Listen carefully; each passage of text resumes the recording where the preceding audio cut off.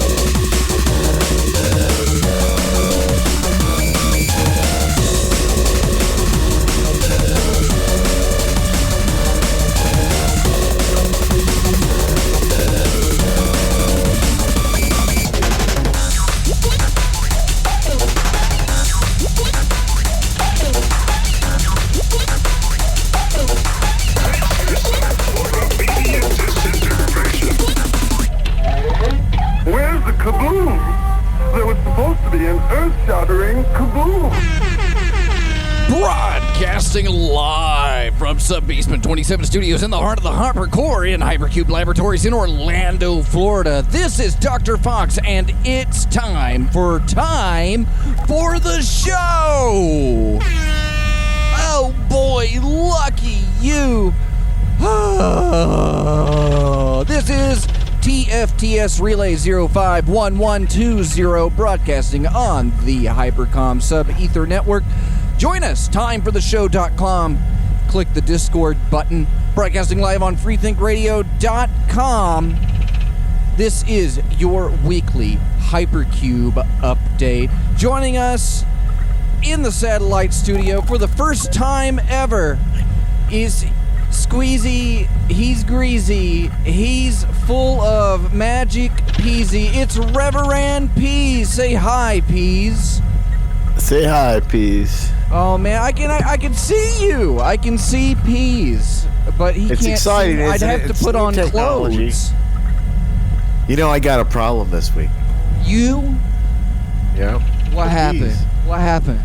Well, so I have a dental issue. You know, I've talked about this before, but I'm supposed to get a root canal right out of your neck. abscessed tooth. Yeah, right out of my neck. But this one dentist I saw, and I like him because he's old dentist, he says, you know, the two teeth on either side of the one you can do the root canal, he says, they're fucked up too. He says, you're going to lose those. So it's a monetary thing, because should I spend like another $1,500 on another crown, or should I just spend $1,200, get them all pulled, and get a whole upper plate denture? I'm wondering what people think. It's just, difficult decision to give up on your body and I say you fuck go it. raw gum. That's what I say. You know, you're already in Las Vegas. Eventually those buffets are going to have to open up. All the tomato bisque, all the lobster bisque, all of the potato bisque, you can eat. And I mean, I like how my whole face sucks in when I smoke a cigarette without my teeth in. Look at. You have your teeth out now? I got them out right now. Look at, see, here they are. Oh, Christ on a cracker. I can see that. This is good radio. That costs more than most people's car. I put them back in so the kids wouldn't be frightened. How many Jeeps worth of teeth is that, Peas? That is 1/5 of a Jeep. Of a quality Jeeps are Jeep. expensive, dude. Jeeps I know, are expensive. that's why I don't have one. I don't really have anything to drive one around on, and I don't really have the money to spend on one. Yeah, they suck up the gas too. You would be served. I picture you having one of those reclined bicycles that you transport everywhere. A recumbent. A recumbent. Yeah, It's I better see you as for your being one of them back. guys. Well, sure it is. I'm not criticizing. I just see you as being that guy with the helmet. You know, we all had one in school, like the 7th grade science teacher. Guy shows up, got the whole bike gear, the helmet, recumbent bike, sitting there on the side of the science class. Yeah. Maybe it's just me. Maybe it was just me. Maybe just you. I spent a Maybe lot of just time me. inside the science class. Did you? Now, I figured you would like science and art classes, but probably not so much the math and the English classes.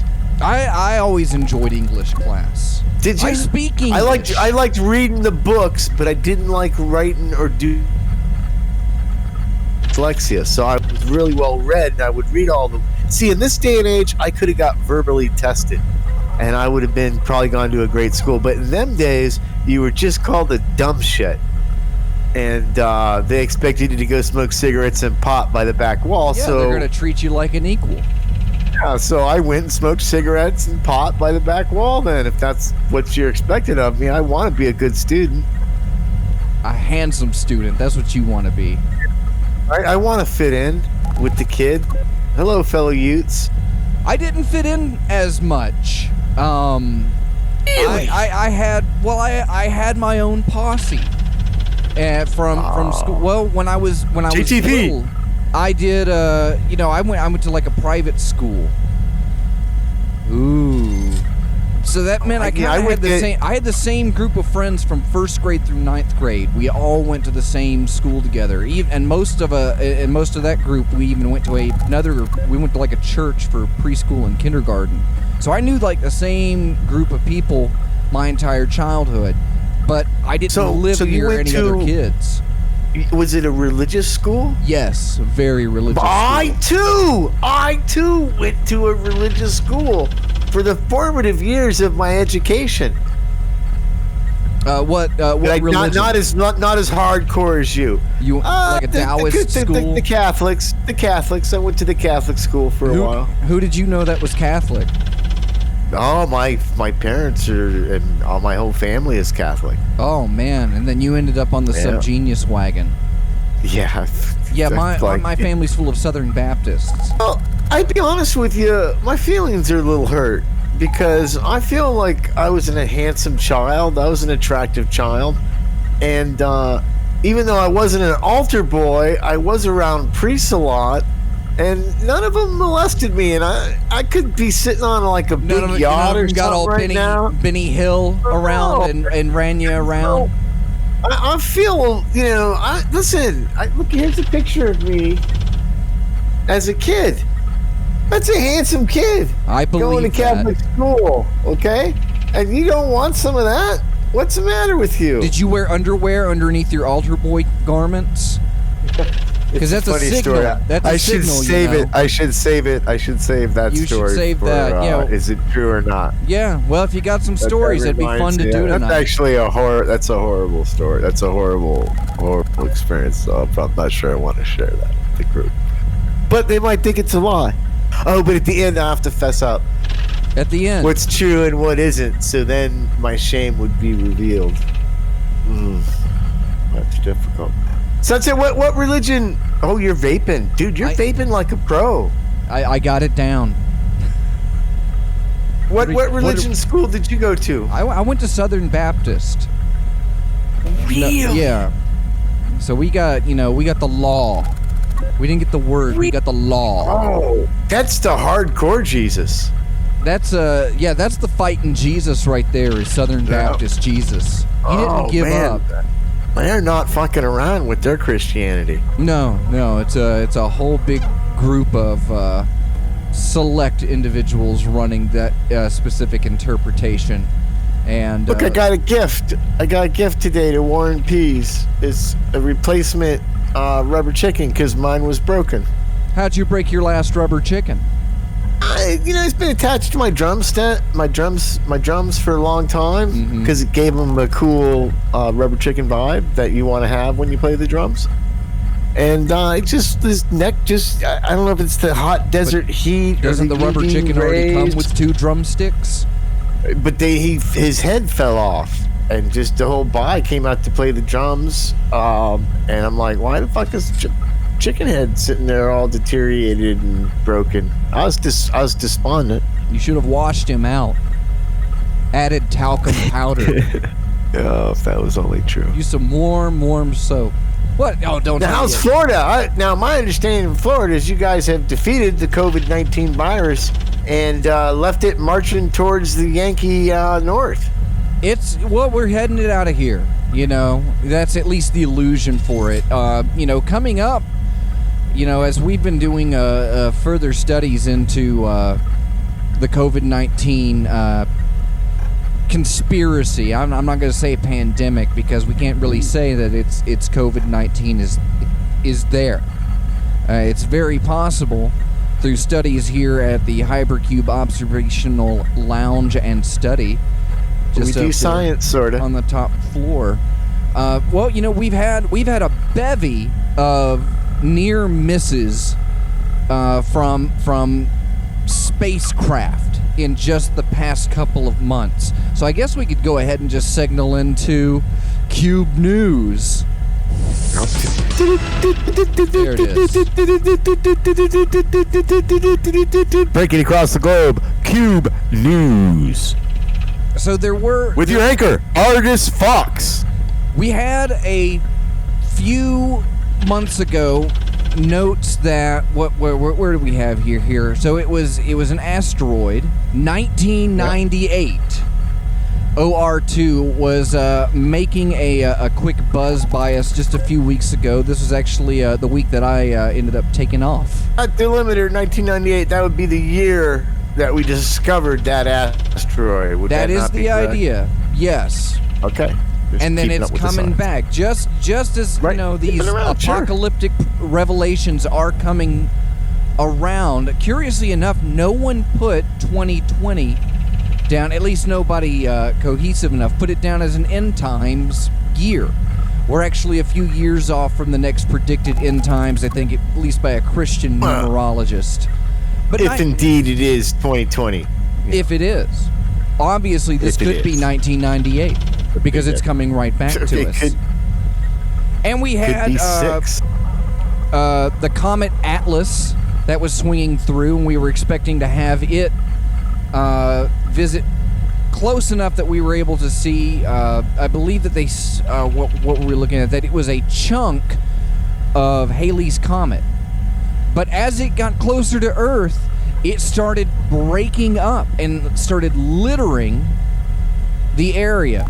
At the same time that the, how do you say it? Pease, you're an astronomical kind of guy. Is it the Perseids?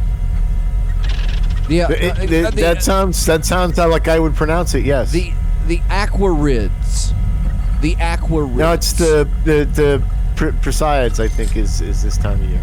No, I've got it here on the screen. It is the Aquarids, active from April 19th to May 28th. So we've already got a shower from Halley's Comet, mixing in with a large chunk of the former Halley's Comet, sprinkling more of this matter down onto the Earth. and you'll be able to see this in the sky for the next couple of weeks. But it's very possible that COVID-19 has been dropped off, and this could be a you're going with the reseeding. old thing, yeah. Well, the ancient peoples many times would equate the appearance of a comet or some astrological image from the skies that they did not expect as a harbinger of doom, and then many times, coincidentally, there would be a plague or a giant death or a big war, or it'd stop a war. So, it's kind of a which came first, the chicken or the egg. Did the comet and the visible flux and destruction of the heavens cause people to panic and not be as hygienic, or do they correlate with some alien astronaut theorists would say that viruses come from the vaporized remnants of a comet or asteroid's tail, and that as the Earth sweeps through these, that is how these cosmic death clocks are infected onto our wonderful ecosystem. Well, you also have to think about the ancient astronauts. Art Bell taught me that. When they came down here, did they leave? And the ancient astronauts have actually been here the entire time. It's very possible that they have actually been guiding us along this entire time, and it seems that just when we get to the point of destroying each other, they do interfere. Now, that isn't to say that that is benevolence or that it's a positive guiding thing, but maybe just a ways to keep us alive and keep us around here. So that is a very good possibility. With HyperCube Journeyman traveling techniques, you're able to access a lot of different things. Parallel universes and adjacent universes. Not everybody that. has the HyperCube traveling techniques that you speak of. People don't even know how to get the knowledge to learn those ancient technologies you and the HyperCube laboratories provide for such a nominal fee that everyone doesn't do it is beyond the cognition of the mere pea's mind. Look at this broken guitar pick. It looks like an inverse guitar pick. Yeah, well, either way, but still, it doesn't work very well. This is great radio, right? Anything is a guitar pick if you callous it enough. Yeah. If you're brave enough, anything can be a guitar pick. But yeah, Jesus was an alien. What? That's easy. So what instrument do you think Jesus played in his band? Because 33-year-old carpenter hanging out with a bunch of guys. They had a band. That's probably how it started out. And imagine being a carpenter, he would have gotten tired of, he probably would have had for a string instrument. I don't think beating things down would have been all day. He wouldn't have been much for the skins. Think he's a guitarist? Maybe like a lutist? Like a lutist. Jesus on lute. What do you think Judas played? Drums? Yeah, because you think he's going to be good backup. That's why he put so much faith in Judas, because he could keep time. That joke has levels. Well, Peter was on mastering. He had to get the acoustics in those clay rooms just right. I can see Thomas working on his beats. Jesus, I got this mad beat. Can you whistle through your hand? Let's go put that up on the refrigerator. Yeah, you're very good. Very good idea, Thomas. We appreciate your input. Yes, you are all my Thomas, brothers, why you always Thomas. doubting me, bitch? I'm telling you we need to play this in C. Well, he was always ball riding on Jesus anyway. He was like, hey, let me stick my fingers in the holes in your hands, like doubting Thomas. Come on. Yeah, but the thing about it is what most people don't know about Thomas is Thomas stuck his fingers in anything's holes. It didn't have to just be Jesus. It was actually a problem. It was an obsession. They'd go down the street and Thomas is poking his fingers in people's holes. And it would piss people off. There's many untold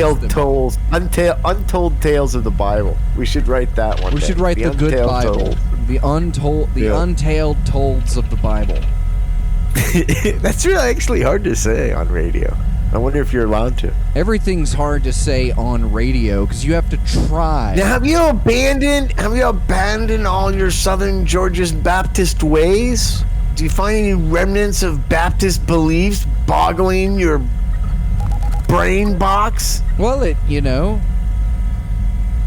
gets you out of like a couple of domestic abuse charges here and there. You just say, well, Jesus said. You know what the Bible said. That's what I always got. The Bible says. You know what the Bible says. I'll tell you what the Bible says about this specific thing. Cops love that, by the way. The Bible. For our listening audience, and especially our Canadian friends, if you don't know, the quickest way to make friends with a police officer in North America is the minute you get pulled over is to start quoting the Bible to him. Oh, he will immediately be thrilled to have that discussion with you on the side of the road, and probably bring some enlightenment into his day. You have to have your emergency kit in the back of your car. And, I've got a little cardboard box, a little first aid kit, a towel, and a Bible. I have a towel.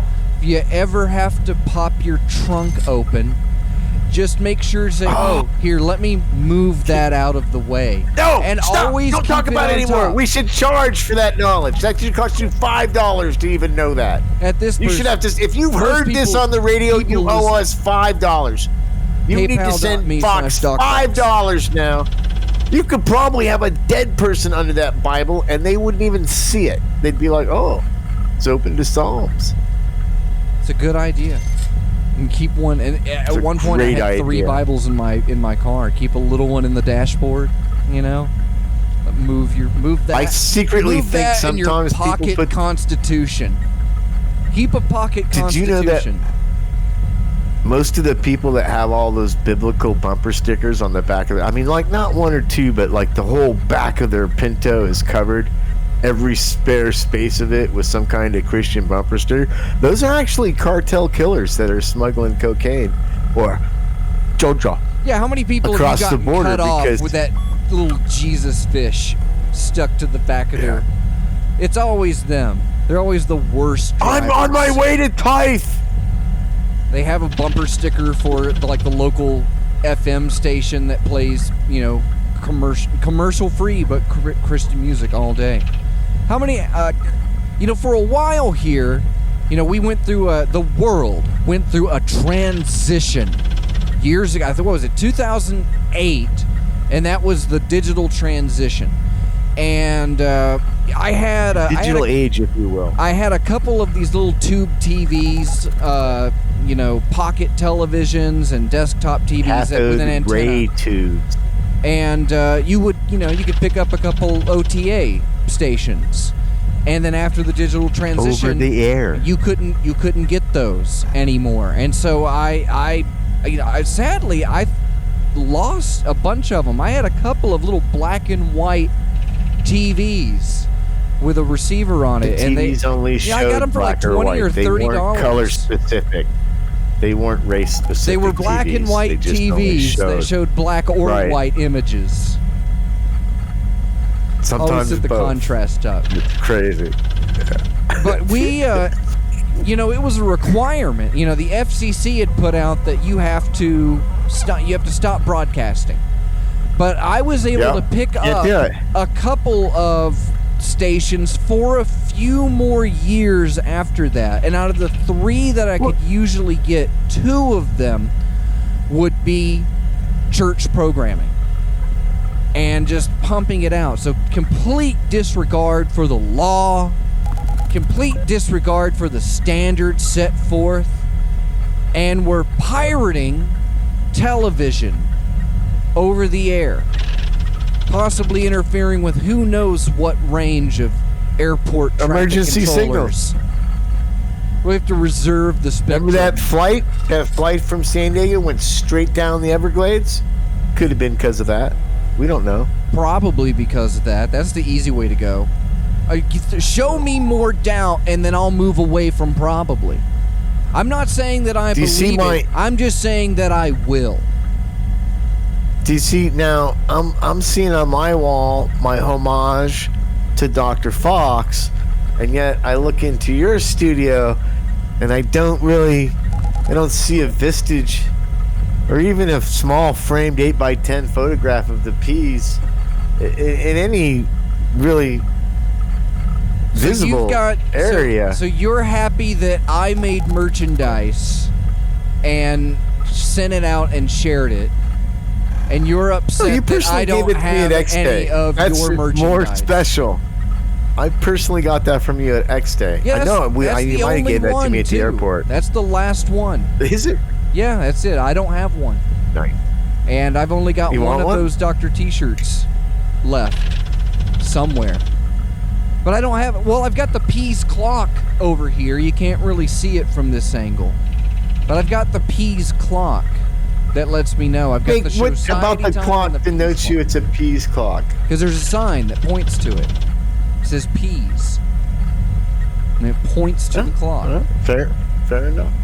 So that's like my Peas homage. But yeah, there was also the Time for the Show poster that I had up in here, but I had to take it down because I put up a shelf. But you've got that too. Yeah, this is great looking around your room. So this is where it happens, huh, Peas? This is where. How about this is where I do the magic. Show me the stains on your chair. That's what I want to see. Show me the stains on the chair and the carpet immediately around you. That's what I want to do. That's fine. I'll do that. I'm not scared. I'm the only one. Good God, man. That is disgusting. It's like if a Krispy Kreme opened up in your bedroom and then shut down overnight because there was too much semen in the glaze. You're doing radio, aren't you? That's disgusting. I can't believe that. It is. You're right. You're barefoot. I'm a pig. I wear shoes in my studio. I'm working. I got my shoes on. My feet are as hard as horns, like Mowgli's feet from the Jungle Book. Years of running with tigers in the desert has enabled me to have the feet of the sheep. Cloven hooves. Are you kosher, Peas? I'm pretty cool with Jewish people. I think they like me, as long as they don't come around on Saturday. All right. Well, speaking of Saturdays, sounds like it's about time for a break. We're going to listen to one of my favorite songs, 20th Century Man by the Kinks. And when we come back, we're going to crack open the Peas O-Box. Stay tuned. You're listening to Time for the Show. Whether you like it or not. You're listening to Time for the Show, broadcast live on Freethink Radio. That was 20th Century Man by the Kinks. It's time to crack open my favorite segment of the show, the Peas O-Box, where Peas answers your personal questions in relations to health and sex and pregnancy and card games. Joining me today is Dr. Peas. How are you? I prefer the denominator, the Reverend, just because I haven't really finished my doctorate in the unknown sciences yet. All right. Well, we'll still plebe. We'll ratchet nonetheless to RN. RNPs. RNPs. RNPs. I like that. I think that's where this is going. RNPs. Somebody tweet that for me. All right. Let's see here. Embarrassing question about sex. Engaged and in love, but we only have sex once a week or twice a month.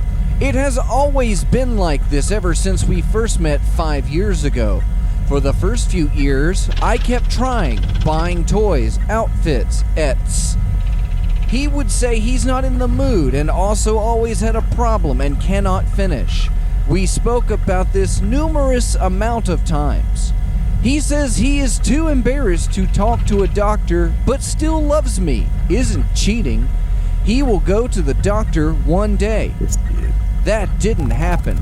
I admit for the past year, for now, I stopped dressing up and stopped asking for sex more than once a week.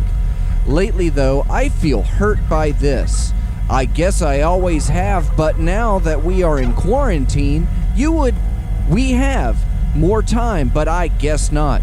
I keep thinking, why am I even on birth control pills at this point? What are we going to do in a few years when we try to have kids? How can we if he can't even finish? I don't know who I can talk to. Can anyone please give me advice? That's from Dixie Normus in Rough and Ready, California.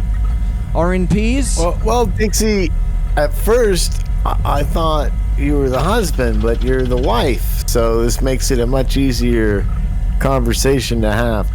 There's a couple things that you, as I've given this to all of my girlfriends and my wife, this really sound advice. Video? You're gonna be constantly disappointed by sex with me. My advice to you is to learn how to masturbate effectively. So I think that if you do that, you really won't give two shits about Uncle John there not finishing up.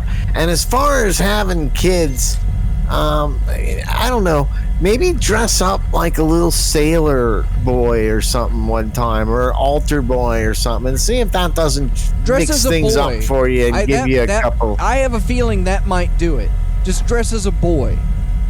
And that'll at least help. A young Afghan boy. That really will probably or a young turn boy the with an tricks for you. Afghan.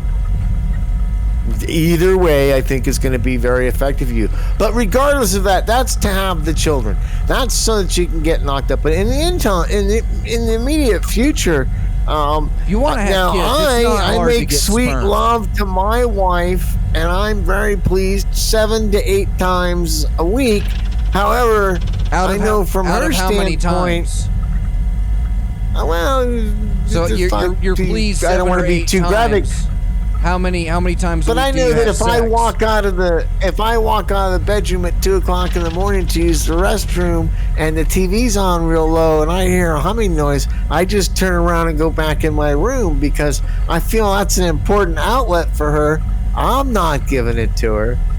So, and who's got time for that? I'm 20, 30 seconds at best. I'm sleeping, man. That's morning sex. I really Only don't know what morning you're complaining sex. about. Recently, How early in the morning? Like waking up sex. How about you? You've been married a while. You do the night and the morning stuff. Night where you and getting morning? 30, 40 times a week. I mean, you're still making love at night? Well, we don't really have to. That's for the anymore. young. Making love at night is for the young. The young? Am I young? Yeah. Oh man, that's nice to know. For me, I need that morning edge. My father told me I was because in the morning your middle-aged. testosterone. Did he? Yeah, he said, "Well, you're middle-aged now." And I'm like, "No, no, Yeah. no. I'm still young. I'm spry. I'm Dr. Pretty Boy. I'll be looking good forever. I haven't shaved my head since the beginning of the pandemic, and this is all I've got. So I'm pretty sure I'm either gonna end up looking like every YouTuber, or I just gotta. I think that you're more handsome without hair, dude. Hair where? Not specifically, but I Because I can shave all the way down. I used to do that. Did you hear about poor Buddy? Buddy? Are we gonna have a downer moment? Because I know Buddy didn't he get bit by a rattlesnake? By a rattlesnake and had to shave his whole face, and I know how he feels because when I shave my balls, they really itch like the next day. You get that chapping? Super fucking bad. I get like bat wings. The scrotum is stuck to the side of my thighs sometimes. Have you ever? It's awful. Matter of fact, I stopped shaving up because of that. Have you ever gotten like dry balls and ended up like having to peel skin off of your balls? Have you gotten that before? Not the ball area, but other sensitive areas. But I attribute it to the desert dryness of my scrotum. Because I was whatever I was doing at a young age, I was using the wrong stuff. Well, we know what I was doing, but rubber cement. Basically, yeah. Using rubber cement. I don't know what really did it, but rubber cement. They dried out. They got really irritated, and then it was like peeling a sunburn, and I was able to pull like large chunks of it off and preserve most of it. It kind of sat up because it was all crispy and hard. Looked like a Krispy Kreme donut, preserve it glazing with no donut in the middle. And so it was just this little crunchy thing of my little scrot cast. But if I either didn't wad it up and throw it away or something like that, but I had that happen 2 or 3 times. And then I started using my allowance to buy lotions instead of like antibacterial soaps. Did you ever, at any point, did you start to get a little worried and think that maybe you'd have to engage some kind of parental discussion? Hey, is it normal for all the skin to fall off your scrotum? Well, I kept did you just like live in shame? Did you question getting medical aid? I got I treated the area with like an antifungal spray for jock itch. What was it? Crew X. I used Crew X in the area, and that kept the area nice and cool. Not like icy hot though. When you dip your balls in icy hot, that is like the relief that you look for. Listen, just that fingers up the back of your spine. It's the most relaxing, but it's super expensive because you end up using like the whole jar because you have to insulate. But yeah, that's funny. That's about it's funny it. that you would talk about something like this. You're listening to this on Scrotcast. I wonder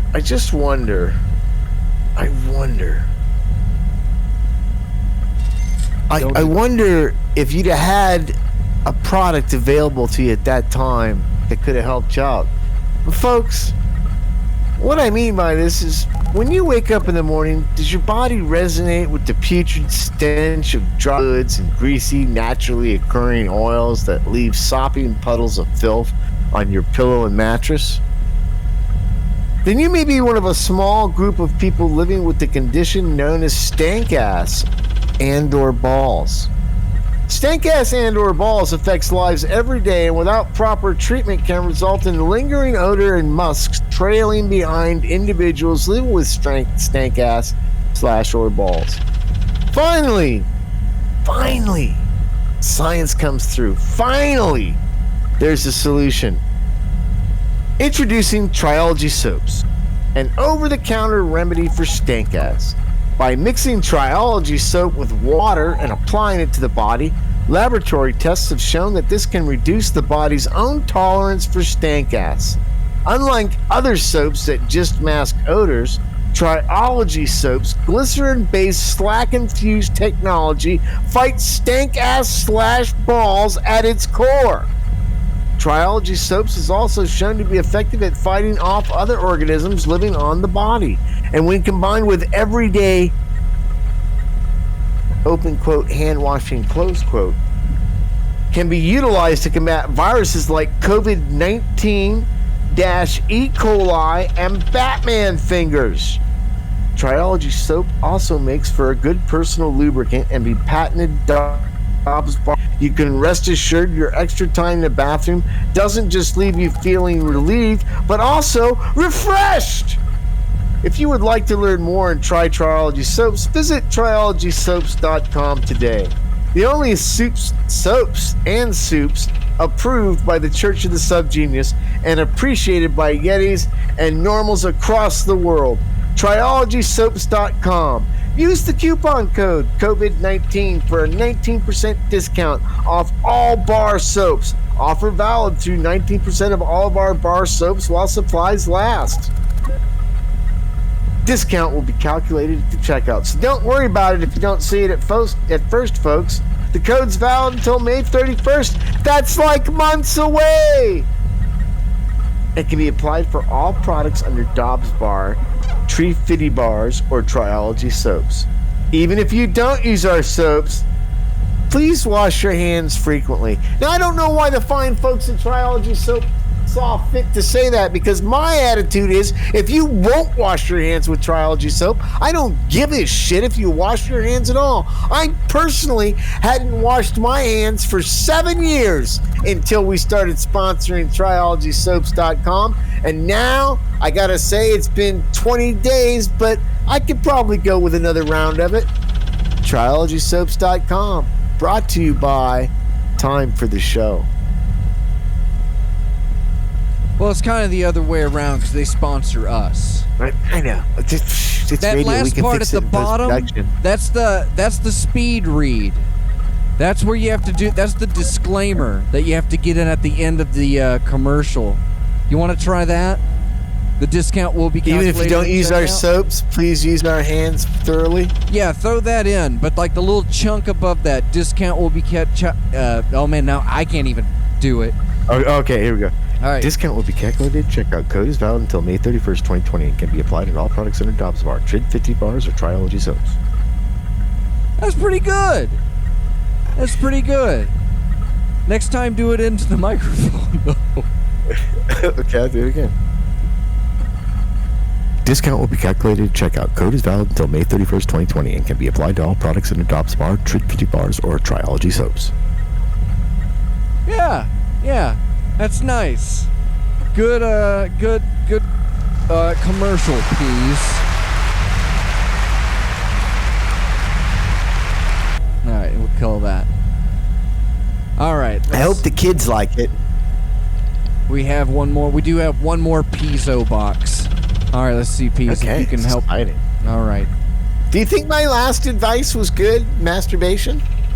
I think that's a good advice for everybody. Right? Yeah, just don't worry about you'll never be satisfied. You'll never be satisfied. No one out there knows or will ever be able to learn, despite any amount of attempts. Maybe the robot sex dolls will be better. Well, it's because you can hide your shame with them. No one has to know what they had to whisper into your ears. You know. Like the toaster's Except they're not going to update it all to Apple, and then you're going to get a bunch of personalized ads as giant waving robo-dongs slap you in the face. Speaking of dongs... It's not like, you get your finger out of the toaster. It's going to go, I had my fingers up your ass. I got a 5G for you. Does 6 inches is short? My penis length is 6 inches, and I'm a white man. My white and black friends all told me that they have 8 to 9 inches. One time I go to prostitute with an Asian friend to do threesome in Thailand, and he told me he has 7 inches one. I tried to measure it that time, and he was just a tiny bigger longer. I was really sad. I thought Asian 3 inches at best. I want to ask, what is the real length that guy have out there? Does 6 is short? And that's from Woody Held in Bird in Hand, Pennsylvania. It's a real town. I'm sure that it is. I would expect that. So is Rough and Ready. Well, here's the thing. Asian guys have for a long time perpetuated the belief that they have very small penises in order to kind of make the rest of us kind of like not feel threatened when they're around our women. But the reality is the Asian man is hung like a pony. And he has played this wily game against us with his Eastern wiles for many a year, and that's why you're never really threatened by your Asian friend when he's around your girlfriend or wife. You know, it's always like, I'm not sure I want this Italian guy around, but oh no, the Hop Singh can stay. But the reality is that's Hop Singh has done that on purpose. He's done it for generations. Even when they were out here building the railroads, they would perpetuate the myth by only going to their own prostitutes. So when white guys would go to the Asian prostitutes, they'd be like, "Oh, you're so big." But they did that because the other guys are like, "Hey, when the white guys come in here, tell them they're super big." So they'll think that we're small because another couple hundred years we're going to bang their chicks. And they were like, okay, very nice. And so that's what they did. And so I think that you'll be fine. The average white penis is, I want to say, based on my own measurements and scientific surveys, it's about 3.5 inches long. It sounds like it should be more. I think you should be more concerned with girth, and maybe bring some like flesh-colored tape, and maybe a those pool tubes that you have fun with in the pool.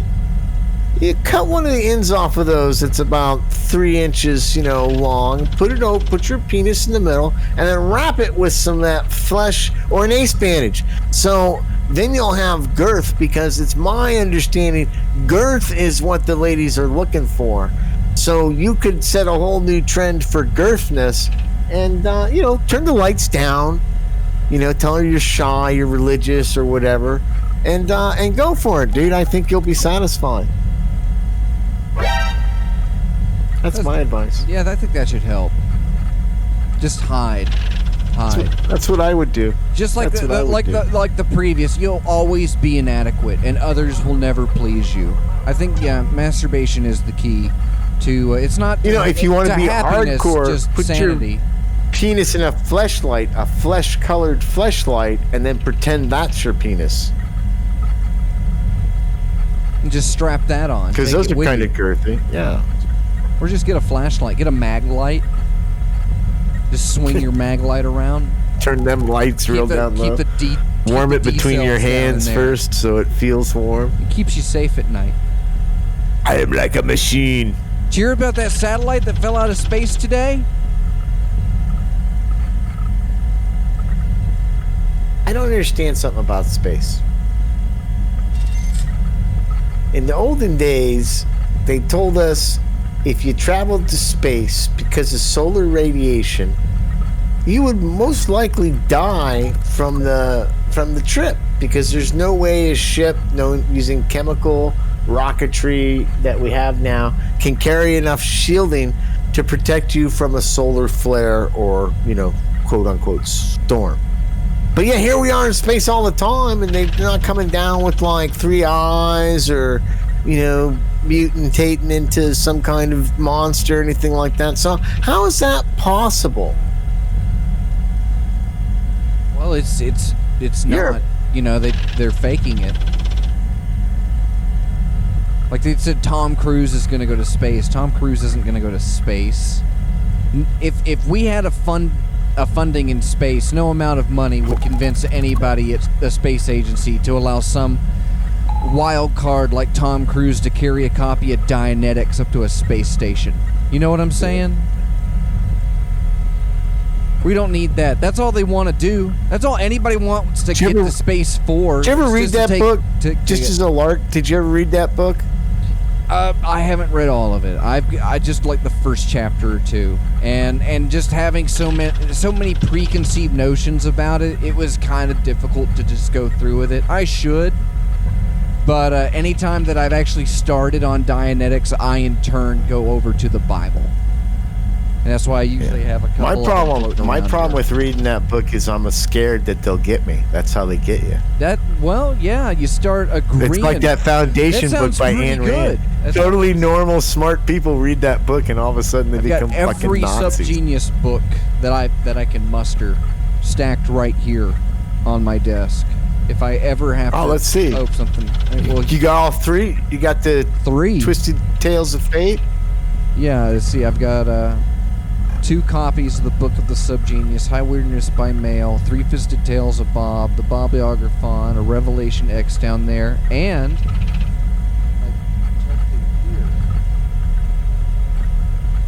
I actually have. See, I don't have High Weirdness by Mail. I have a Bob's that's the one I would really like to have. This I don't have either one of those. I don't have High Weirdness by Mail, and I don't have Bob's Comics, but I do have all the others. Bob's Comics is the good one. Is it? 3 Fisted Tales of... That's the novel. That's the Church of the Subgenius novel.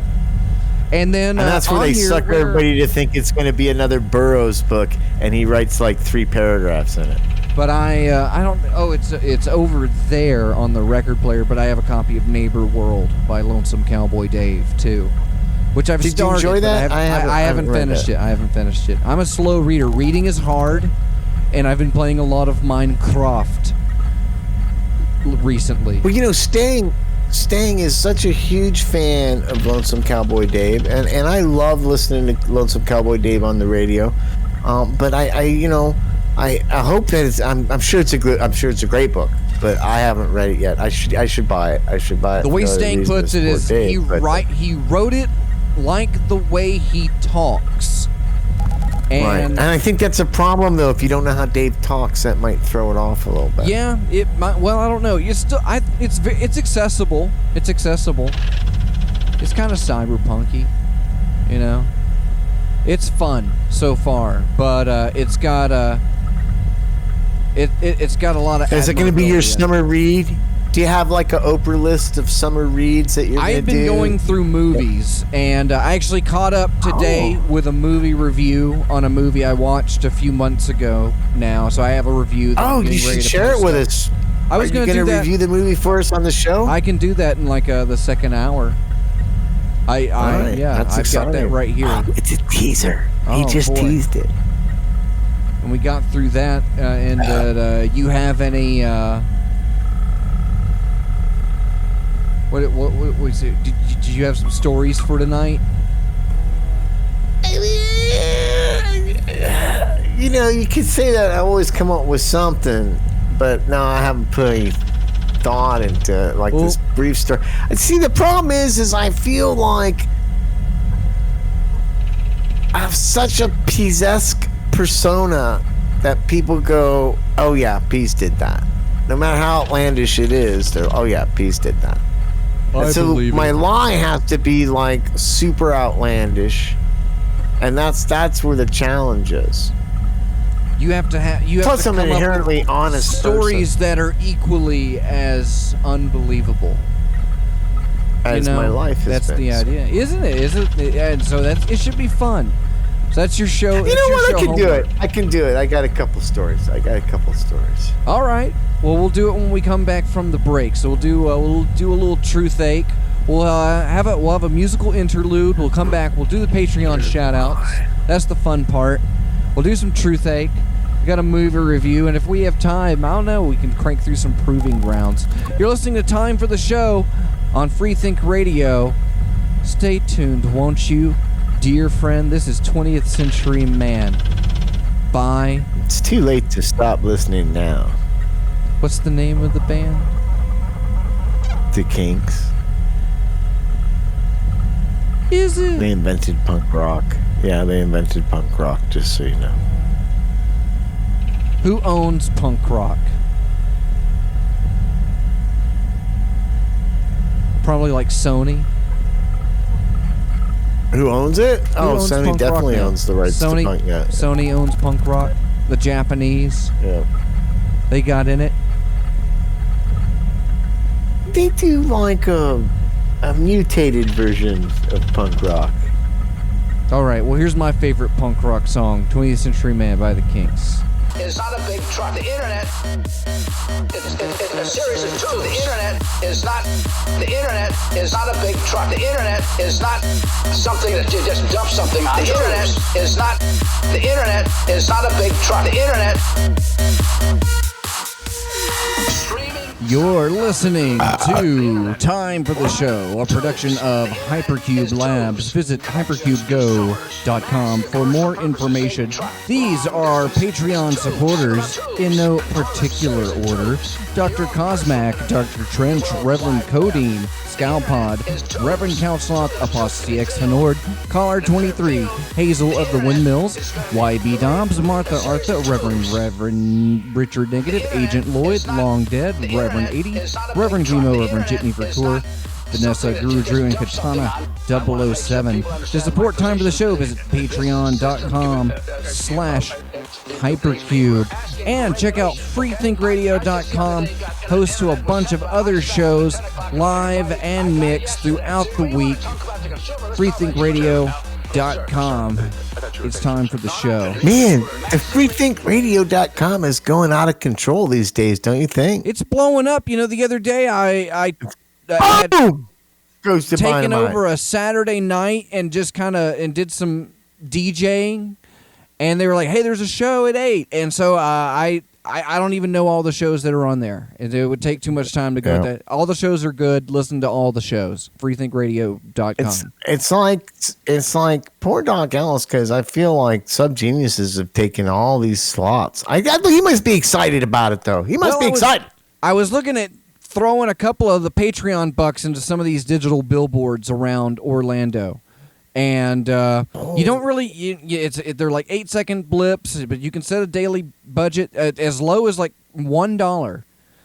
And so you'll get like a couple of blips on a billboard. And really what I was thinking of, I would like to go out and just get pictures of something like that on the billboard and then post that on social media. It's worth $1 alone if you can get the picture like that. So they would have to provide you a picture, wouldn't they, to prove that it happened?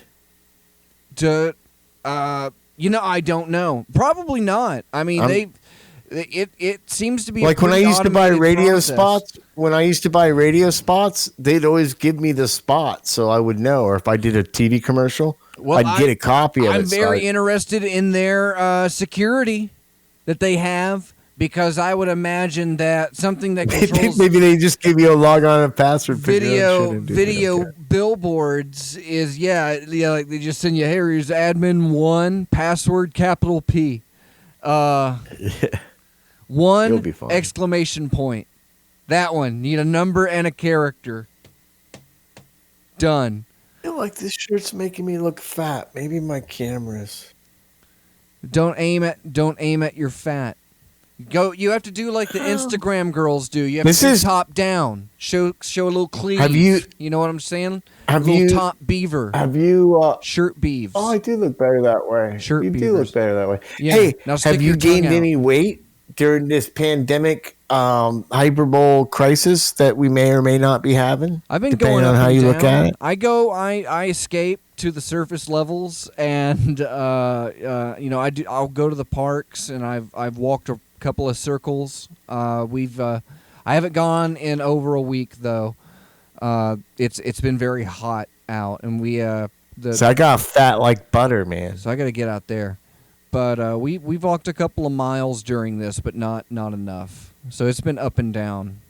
But I've been sitting down a lot, and I've been eating a lot of meals at my computer, sitting here. It's not good for you. You should eat together like a family. We do that. Like Jimmy Stewart says to do. We sit on the couch and watch TV together. Well, that's the 21st century equivalent. Yeah, we're going back like those Greco-Roman times, all lounge as we eat. It's better for you to lay as you eat. Helps digestion. I'm going to my favorite Asian restaurant Friday because it just reopened up. You're going to go out to eat now that everyone... Yeah. So how is that going? You're going to go get what kind of Asian? Well, it's a unique kind of place. See, I'm a big sushi. I like sushi, right? But I don't like the nigiri kind where you get like sashimi on a little ball of rice. I think that little ball of rice is how they screw you. So this place, it's an all-you-can-eat place, but if you spend extra money, they'll just bring you sashimi and different ponzu sauces with no little rice ball. So you get like bluefin and red snapper, and it's just a little tiny piece of fish. With no rice. And so I go in there, I load it up like a king. And it's fun because you bring me more stuff, you know? And they got to bring it to you because you paid your $30. $30. Yeah. Yeah, well, I'm familiar. We have something like that close to HyperCOMM. It's fish in the desert, dude. It's expensive. It's we got it was a Korean barbecue place, and they do the grills on the tables, so you cook your own food. And I would think that's a liability. Well, I like to cook for people. And I've had dinner you parties and stuff like that, and I like going And you're a there fabulous because cook. it allows me to. I can cook, and I don't have to prep any meat or anything like this. They're like, yeah, they bring it to you, and It's all you done have for you. You have to cook it. What's the point of that? And it's like, well, you get it exactly how you want it. The only person that's going to fuck it up I see the fun you. in that. So there's a novelty to that I would enjoy. So we went there. We went there a few years ago, and I didn't like it at all. And we went back, and we had learned how to do it better, and we tore it up. And yeah, we got, I don't know, maybe 12 or 15 rounds of sushi. But the only thing they had with eel on it was a deep fried roll. And I guess because the eel was going to be cooked anyway, they just deep fried that one. I'm like, well, can I just get the eel? And they're like, no. And I'm like, that's bullshit. That's bullshit. Yeah. But that's because the rolls is how they fuck you in those kind of situations. And here's a little known fact that people don't know. Free for all, Argus like Golden Fox, Corral.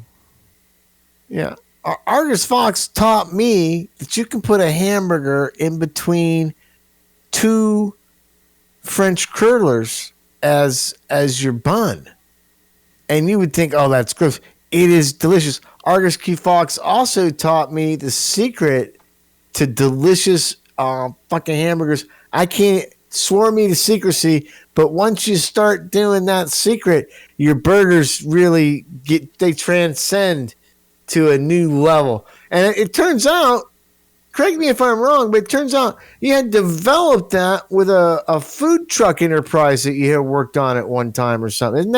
Is that not correct? Do I have the story correct, sir? Briefly, I ran a food truck. It was called Mondo Burger. There you go. For about 6 months. And then I had a choice. I could basically go to trade school for free, or I could run a food truck and take out a loan for $30,000.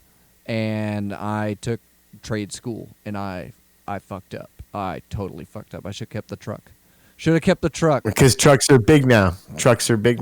Well, as I do something like this, and I have to get better at doing the show and things like that. I have to get jobs, and I have stuff that fills in the gaps.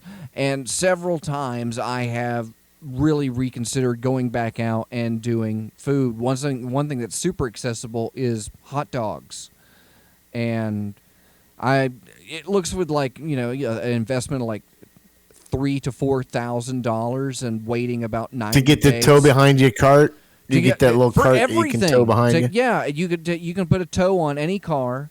And, there's some registration. Yep. You have to draw a schematic. You have to draw on a piece of paper and draw like a blueprint of your cart and submit it, and then someone has to meet you.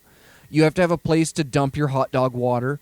You don't have to dump it there. You just need to have a piece of paper that says that you are dumping there. Traditionally, I dump it at Bob's house across the street because he's a dick. Exactly. But the city... Even if they know the city wants to know in case Bob calls up. Yeah, exactly. Bob gave me permission. Bob, it says clearly right here, this is where he disposes of his hot dog water. There's not much you can do. He has a permit. And Bob. Yeah, that seems great to me. I'd be fine with that. But it'd be tedious. Did you hear? I'd have to go out every day and sell hot dogs. So. Did you hear that Rudy Schwartz is getting a new band together, and because I don't play any instruments, I'm going to be the contrabassoonist? Because you play any instruments? Correct. Yes, I auditioned first by telling him, hey, I'm a bass player that lives in Las Vegas, and I can give a unique and different excuse for why I don't make practice ever. And he said, well, that's good, but they already had a guy that didn't know how to play the bass in the band. And I said, well, I also don't play drums. And that intrigued him, and it went on to where I discussed, hey, I'm really, as someone who doesn't play any instrument, I'm willing to not play any instrument that you might not need in your band.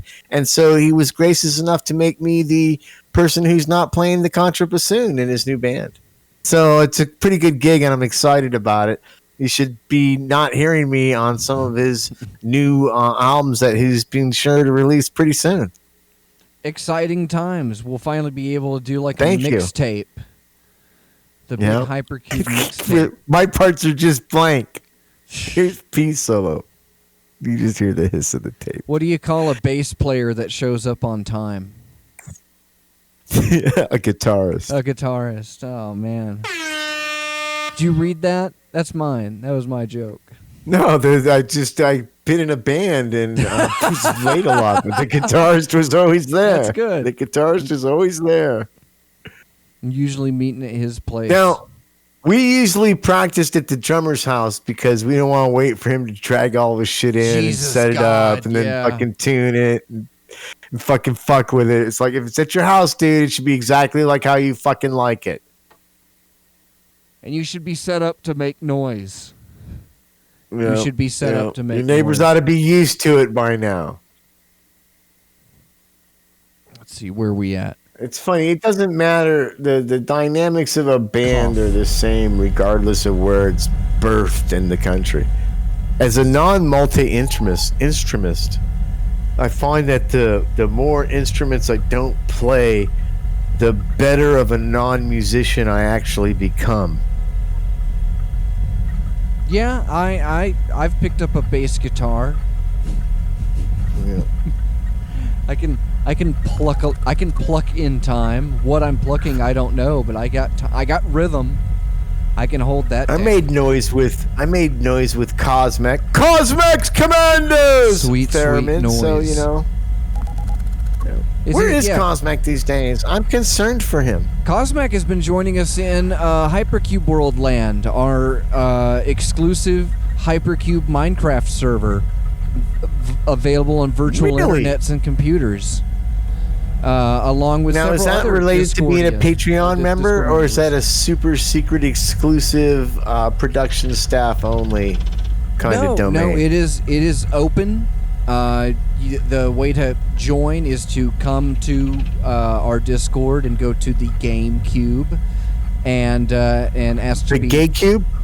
Yeah, and grab your gay code, and you'll put that into your Gay Cube, and you can access us on Minecraft. That's how that works. Now you know, Dr. Fox. A lot of our dear listeners. He's in SlackTube a lot too. Have you checked out SlackTube, Peas? It's too many platforms for me to have to learn. Now, Dr. Fox, I have a question for you, and I'm curious. Did you have any plans during this COVID hybrid pandemic / conspiracy that now are canceled? Maybe group outings like going to the Rainbow Gathering or something like that you're not going to do now? Are you disappointed that your plans for summer may not fruitate? Well, I had some ideas, and I had like duties that I was going to ignore, and tasks that I was going to have to procrastinate towards. And I think I'm just going to have to postpone that for now. Everything's on hold. So basically, I'm doing my best at maintaining doing as little to possible all the time.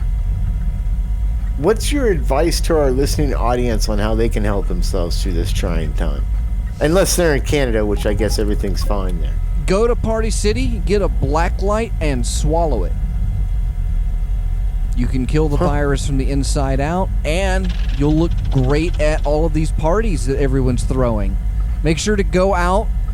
Remember, if times are hard, just remember to go out where other people are. Don't wear a mask because you want people to see that you're smiling. When you smile, other people smile. So don't wear a mask because you need people to see that you're smiling.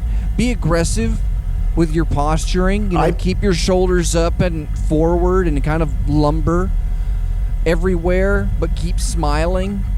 Keep smiling and just lumber about.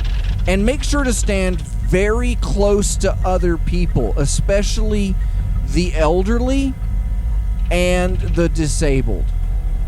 Let them know you're there. Let them know you're supporting them. Get really close to them, and find somebody that's dependent on oxygen. So someone that really likes to breathe, and make friends with them. If you see somebody with a tank, sit down go up and and listen give them to a their hug. story. Listen to their story, and then tell them yours right in their face. And that will make you feel better. Take the mask off Buy while you things. talk. buy. You can purchase items. You can go and spend money. You can go to hypercubego.com and get your 3D printed hypercubes or sticker pack. You can get a sticker pack with a low price of $9.99. Yeah. That's one of the mini cubes, though. The new ones are like 5 times bigger. Got it at an X day. If you could measure it, you could measure it. But you can't measure it. There's no comprehension of it. But it's about the size of a VHS tape, curiously. There's about $6,000 worth of pins on that stupid fez. $6,000 worth of whose money? Disney pins. I bought those with Disney dollars, so it was an investment. I'll be fine.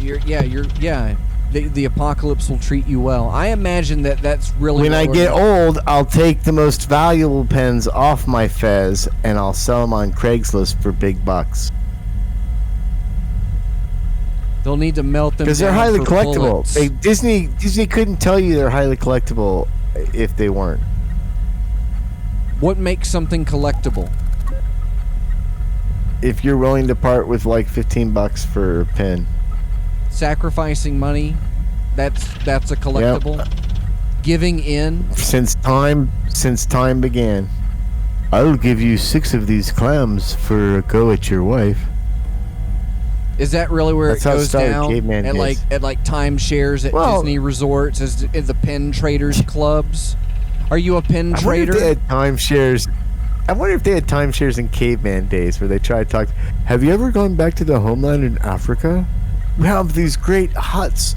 And think about it. If you had to buy your own hut every time you wanted to vacation back in Africa, you would think of the money you would spend on that.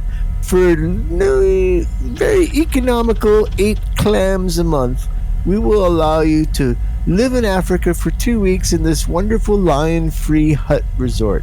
And I bet you a lot of Neanderthals were like, this seems like it's not so much as a purchase as it is an investment in my future. And I think a lot of them fell for it. And that's probably why Cro-Magnon was able to take over from the Neanderthals. The Cro-Magnons were the salesmen, you see. And the Neanderthals were the targets. And so you would go for a bison hunt and then say, hey, do you want to have a free $100 gift certificate for bison hunting? And you'd be like, yeah, well, just come to the fire and hear our little presentation about timeshares in Africa. And it sounds like, I just don't just go for the bison hunt. They had to be married. And you get sucked in. The next thing you know, you've got a timeshare in Africa that you went to once, spent 45,000 clams on. It's a lot of clams. Whole clams? It is, especially if you're a Neanderthal.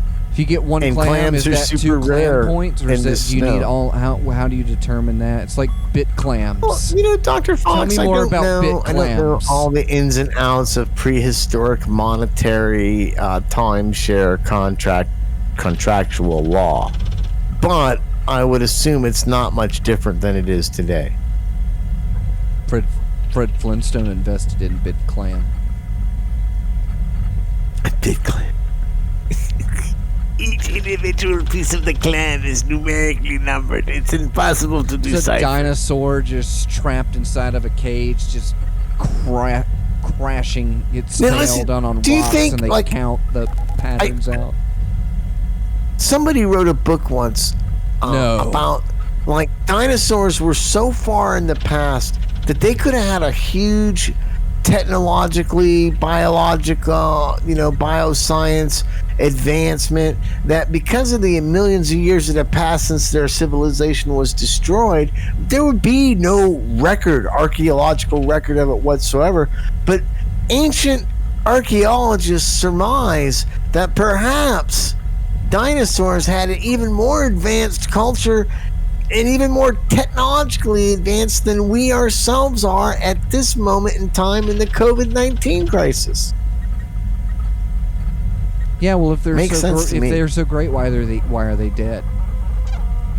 I'm trying to remember who wrote that book. I want to say Harry Harrison, but I'm sure it wasn't. But he wrote 3 books about it, and the dinosaurs actually the asteroid had not hit the Earth, so their civilization continued on until the manifestation of man. And of course, we using the power of fire destroyed them. That's a good story, It's pretty good. Speaking It's of a pretty good book. stories, Show me what you got. it's time for Okay. my favorite part of the show, Truthache. I just want to say, Go ahead. episode 6 of Rick and Morty was really shitty. Go ahead, and I would do the true thing. I think Which I got one was story. episode 6? I know you like Rick and Morty. You only pretend to not like them on the Which air. one was episode 6? Of which season? Of this last season, I thought I had been cheated, but it turns out because they're making a shitty Fat Freddy cartoon that totally excluded Paul Malverides, and some other stupid cartoon that they couldn't do their one cartoon that they're making money on, but they couldn't focus on that. They had to make these other 2 pieces of shit. Gotcha. Okay. So, Peas, tell me a story. Okay, so I got 2 stories. One is from Young Peas. Well, geez, these are both true stories, so I have to come up with a line. So I'll save one for another time. But the first story, The true one.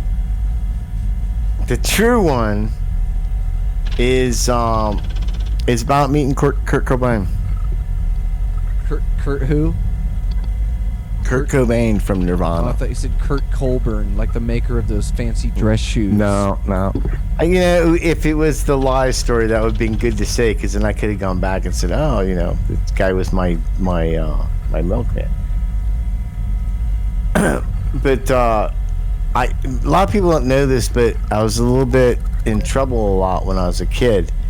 And so I got shipped up to Washington to live with my Aunt Sally. And I was about 11 years old, and there's this group of guys. They're like 16. They're older than me. And I thought they were super cool. And I used to try to hang out with them all the time. But, guys that age, they don't want to hang out with like 11-year-old kid who thinks he's cool because he smokes pot and had to get shipped off to Washington to live with his aunt because he's a troublemaker. So one day, to teach me a lesson, we were all skateboarding and fucking around, and they started teasing me. And I was really short as a kid, so they teased me, and I got pantsed, and they threw my pants over the telephone wire, so they were hanging there. It's not like shoes, which is bad enough, but this was my actual pants, and I didn't have underwears on, so I had to run home naked.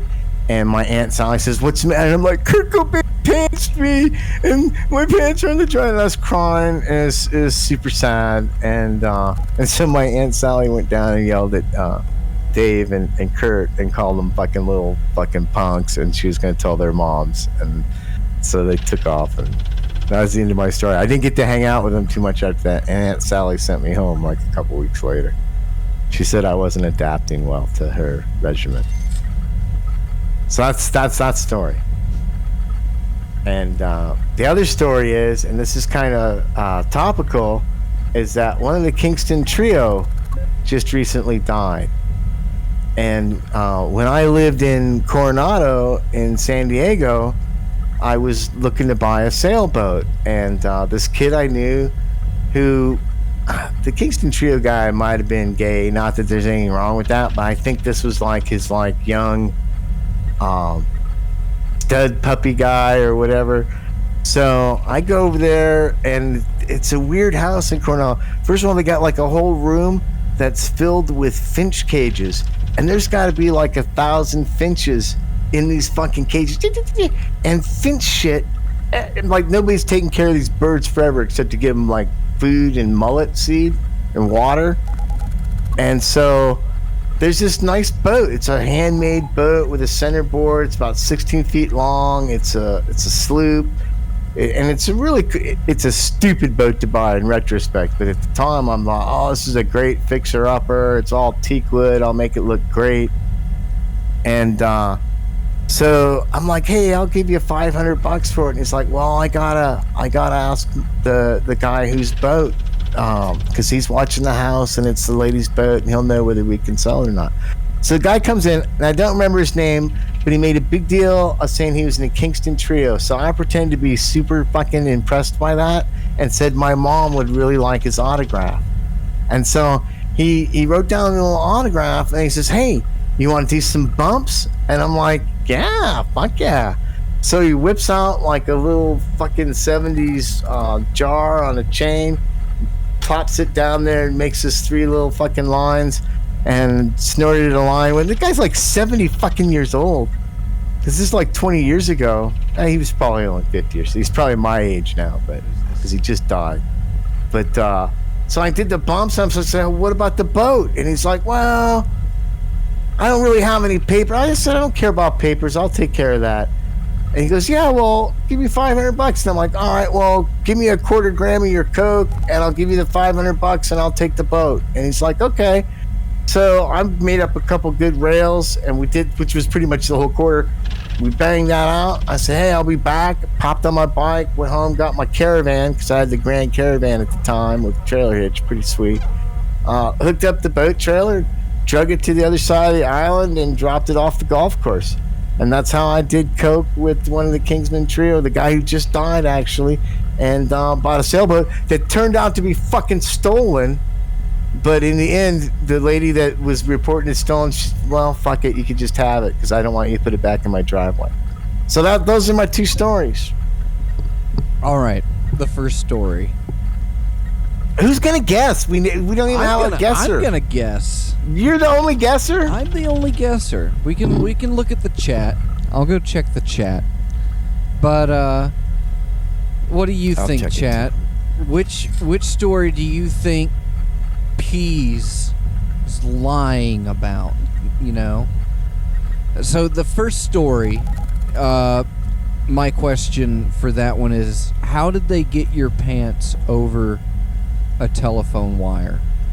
I can see shoes. It took like 3 times. It was super embarrassing, and they're holding me there fucking buck ass naked while they're trying to get the fucking pants over the fucking line. It sucked. Who threw the pants over the line? Fucking Dave. Dave Grohl? Dave was the biggest dick. Yeah, Dave was the biggest dick about it. Kurt is like holding me and just laughing, and but the fucking asshole Dave, man. He was the biggest dick back then. And then... And he's such a nice guy now, which is the hard thing to believe. I guess that's how it is with kids sometimes, so. Things you think are funny. If that's the true one, then we'll call him out. But you were conveniently in Seattle when Kurt Cobain and Dave were in Seattle as punk-ass kids. Yeah, they weren't Nirvana. I mean, they're in a band. That's why I like hung out with them and skated and shit. But they weren't like anything yet.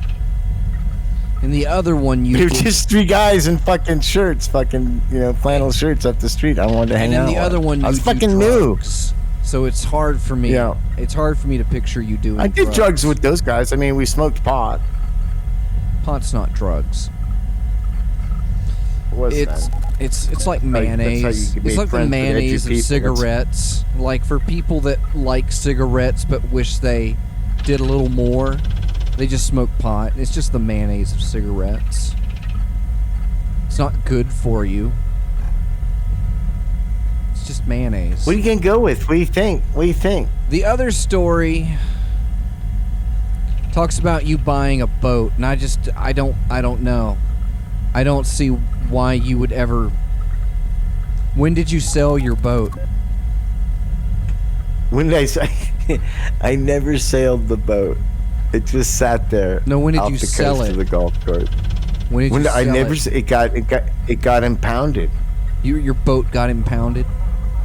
Yeah. One time I was on the bus and I saw it in the impound lot on the trolley. I'm sorry, the San Diego trolley. You didn't renew your registration? It was never registered. It was just sitting. There used to be like I don't know if you can still do this, but there's a couple spots that you could open harbor where, okay, you're just moored here. And like every couple of months they'd come by and they'd cite you or something if you didn't have your nautical license thinger. But they never tow the fucking boats. And then one day the city got hardcore and everybody's fucking boat was gone. And that was just it, you know. That was the end of it. And you gotta remember, I didn't have a number on it or anything. It's just like, oh, have you seen my yellow boat? Did you take my yellow boat? You know, I didn't have any papers or anything on it. So I guess the end of that story is like, I guess the worst part is, turns out I spent like $500 for a quarter gram of fucking cocaine, and it was fucking piss poor. It was okay. It was good enough for a 70-year-old aging. Hey, like I say, guy could have been 50 or 60. Did you label him as a musician? Artist? Well, he's a Kingsman Trio. Artist. I thought out of all the people, I wanted to be friends with the guys in Seattle more than I wanted to be friends with that Kingsman Trio guy. But again, like I said, they're all 15, 16 years old. I think I was 11 or 12, and it was super exciting to me because they were, you know how it is when you're young like that. You're living outside of Raleigh, you're smoking pot, you're sent out of state because you're a troublemaker, and you want to hang out with kids and make them think you're cool because you're from California. But you're 11 or 12 years old, and they're California. You know, they're teenagers, and they're like, go fuck yourself. I think it's a normal thing. I don't hold. When somebody from California goes to Seattle, you don't think it usually gets well received. Oh man. Well, I don't know, Peas. Both of them one of them seems tragic. So, you know, and then one of them seems just kind of ridiculous. And I don't know which one makes me feel which way. So it's kind of a hard call. Okay. But that you would it's for you to be able to. I think there's a little too many conveniences in the first story, so I'm gonna go with the second story as your true story. That's my vote. Here, I'll lock it in. I locked it in. Wow.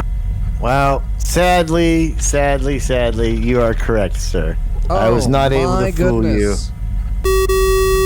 However, God, stop. I was pantsed by some older friends in my hometown in California, and all the shit that I said that happened in that story actually did happen, but it wasn't by the gang from Nirvana. In Seattle. That makes me feel better. You got ruffled up by a barbershop quartet. Dude, look at their style and shirts. They're snazzy dressers. All right, well, that was a good round. So what? We had a couple other things on the slant. Oh my God, my microphone stand. Gonna have to hot glue this sucker down. Limp on ya. I should use Triology soaps. Oh, there we go. That's better. Yeah, I don't have my condenser mic anymore. I don't know. I think I exploded it, so I have to use this little dynamic mic. If I can do that, I can tap on it. Always. Was that Argus 6, the Vision of Loveliness, that just walked by you? Yes. You're almost alone tonight in the studio. I know, it's kind of cozy. It's just you and me tonight, Peas. Yeah. We haven't had a time for the show like this in quite a while. Not here. She's not in the house. No, Kat's not in the house. Who's not in the house? Who's in the house? JC. So I've been adopting this cat rather kind of adopted me. In Las Vegas, they have a lot of feral cats, and so what they do is they catch them and they give them rabies shot and they spade and or neuter them, and then they put them back in the same neighborhoods they got them from. And I guess it keeps the unneutered cats from coming in that neighborhood if there's a cat already there and it's its territory. So I've been feeding this cat, and the last couple days he's been coming in the house and checking out the dogs and being my friend. So she wanted to know, was the cat in the house? And I was like, nah, he bailed at about 5. it's like I'm done with you fuckers. That'll show them. Well, Yeah. Peas, I'll give you... I like animals.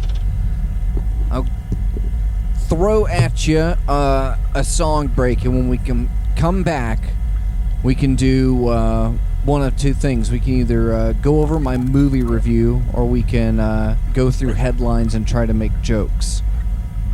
Oh, we should do your movie review. All right, we'll do that when we come back, and that, you know, might even stretch into a little overtime, because it's goddamn, it's wordy. So when we come back, it's Block Flustered with Dr. Fox. You're listening to Time for the Show. Say hi, Peas. Hello, Peas. Das erklärte Feindbild der Szene, weil er angeblich verkündet hat, dass es bis Ende 1997 We're back. Time for the show. That was 20th Century Man by the Kinks. All right, so I have to go through. You really want me to go through this thing on like the radio? Sounds like Let's see how it plays, man. See how it goes through, because I mean, God Almighty, I don't shut up about it. But I have I had a duty to watch movies, and I've been watching movies I didn't want to watch. And then recently, when the pandemic came through, I've been able to take the time to watch movies that I've actually wanted to watch and just never got the chance. Because if I wanted to watch them, I wanted to absorb it. I wanted to see it. You know, I want to sit down, have my snacks, and, you know, take in the movie. I didn't just want to put it on and catch bits and pieces of it. But before I was doing that, I did pick up a copy of Sonic the Hedgehog, the movie. Have you seen this one, Peas? I have not, but I've heard our good friend Dr. Shoggoth is a huge fan of Sonic the Hedgehog and this movie. And the movie. That's why I think the Twitter got like some Sega points for going through that. But it says, if I may digress to what I wrote, that before I sat down to write this, I made something to eat. Rather, I heated something up in the microwave. The meal was manufactured by a large company, ConAgra, to be precise. The people at ConAgra made investments into demographics, nutritional values, flavor profiles, and more before they used machines to dump pre-portioned foodstuffs into plastic bowls and seal it shut. I didn't buy this product, my wife did for me. She's familiar with what I like and made an informed decision based on the efforts of the people at ConAgra to convey that they have not just what I need, but what I want. Last year, when images leaked of the upcoming live-action computer-generated buddy film based on a mega franchise video game character, Sonic the Hedgehog, the movie, the internet was exposed to the raw efforts of marketing teams, artists and designers, producers and executives desperately trying to adapt yet another aged pop culture icon into a modern, mass-marketable motion picture. Needless to say, they weren't pleased. The internet. The recipients. And this was just based off the teaser poster that featured a pair of blue-furred teenage boy legs hanging off the Golden Gate Bridge. Real-world crossover, tweeters groaned. Hyper-realistic, bloggers droned. Got go fast, tweens memed.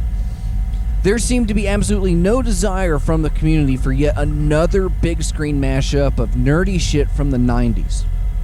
Everything is getting a movie, a continuation of Marvel fever and Disney's attempts to commercialize every property within its ever-growing stockpile of B to F list holdovers acquired in its never-ending IP pursuit. Eventually, the public was offered the first official preview of the blue cartoon hedgehog that they had been secretly jerking off to for the past 3 decades, Big Hollywood Makeover. If you recall, that didn't go well at all. Sonic's transformation from tiny Japanese cartoon animal into an uncanny Nightmare Valley combination of what looked like deep fakes of Monsters, Inc. and footage of Thumb Wars left studios battered and humiliated. In an unprecedented move, the studio recalled the film and put thousands of digital artists to work on redesigning and reanimating all the scenes with this character. The film was delayed from its original release date on November 8th of 2019 to February 14th, 2020, and it cost an additional $5 million. As the response to Sonic's overhaul to a real-world setting was originally thought to be disregarded by theatergoers, according to the Viacom-owned studio Paramount's executives. According to 2018 IGN articles, Sega had also expressed dismay about Sonic's eyes as the film was in production. So here were several multi-billion-dollar companies attempting to repackage a tired old product that nobody needed, yet would want to pay money to see. However, when the internet collectively vomited on the product, something suggested by animators at the studio would happen. The bigwigs ended up calling in professionals that were familiar and had worked previously on the brand to develop it and join in on the project. Of course, they had to do this because there was no way that they could allow a property this big to fail as hard as it was being expected to. Obviously, deals and arrangements had already been made for potential sequels and merchandise. If this movie flopped, who would be interested in the next two movies? Minimal. We are Who's gonna eat the Happy Meal toys? Who's gonna eat it? I don't want that. That's dumb. The studios all I got wanted for my Happy Meal is this stupid Robotron. So here's where this got interesting, because the studios wanted people to want to see this movie. Now the studio needed people to want to see this movie.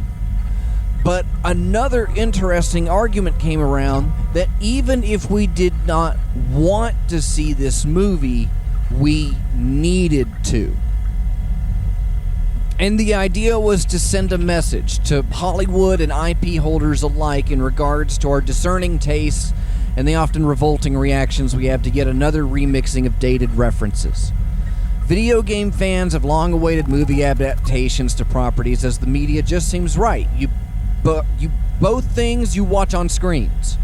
Where video games are immersive and designed for you to interact with for long periods of time, movies have to fit all that in shorter time frames and often with bigger budgets that must pay out. For this reason, movies are dictated through marketing teams, focus groups, consumer analysis to appeal to as many people as possible, and that often means dropping or altering concepts of the host property drastically, like 1991's Super Mario Bros. The movie. Finally, it seemed that the suits were listening and have started to realize that by just adapting something popular into a movie didn't mean anybody would be interested. Worse, they were going to crucify it and repeatedly label the studios as hacks and out-of-touch moguls. Studios have long thought of themselves like food manufacturers, that they were producing something that we needed. Before cable television, this may have been a service they had fulfilled. Entertainment helps distract us and helps us relieve our tension and our frustration. We enjoy escapism. But when everyone has a magic mirror full of hardcore pornography and Tetris clones in their pocket, no one necessarily needs to go to a theater to watch a movie. That's why so much of the current cinematic atmosphere is chock full of franchises that appeal to children and teenagers, as that's more ticket sales, considering that any kid would be excited to see a movie based on a character they admire, and of course, mommy's ticket isn't free either. But we don't have to let little Susie cry until we go see the Care Bear movies a third time, because now we live in a world where she can oversaturate on any given property as much as she wants at home. Apps, streaming videos, toys, home games. So would people even have given Sonic a chance? For once, the audience's opinions had begun to be heard, similar to opinions I heard when the first Iron Man movie came out. If you're going to adapt it, make it good, because it's all been done before and we didn't like it. The audience was sending ultimatums, and it seemed to work. The film would go on to make $306 million in the box office against a $95 million budget that includes the 5 additional million, and it was 2020's second highest grossing movie so far, and beating Detective Pikachu for highest opening film based on a video game. Right now it's beat out by the new Bad Boys movie, and seeing how where 2020 is going. Video game? Pikachu's a video game. Okay. So the question remains, do we need to see Sonic the Hedgehog, the movie? A review of this film seems to be rather worthless. Anyone even remotely familiar with the franchise or just the titular character should expect how the movie should go. The film opens a vignette of Babby Sonic living on another planet full of murderous talking animals. A talking owl reminds Sonic that with great power comes great responsibility, before Sonic is hurled through a giant glowing cock ring to planet Earth. Here, Sonic lives in secret. Is Sonic Spider-Man? He is Spider-Man. He is a Spider-Man.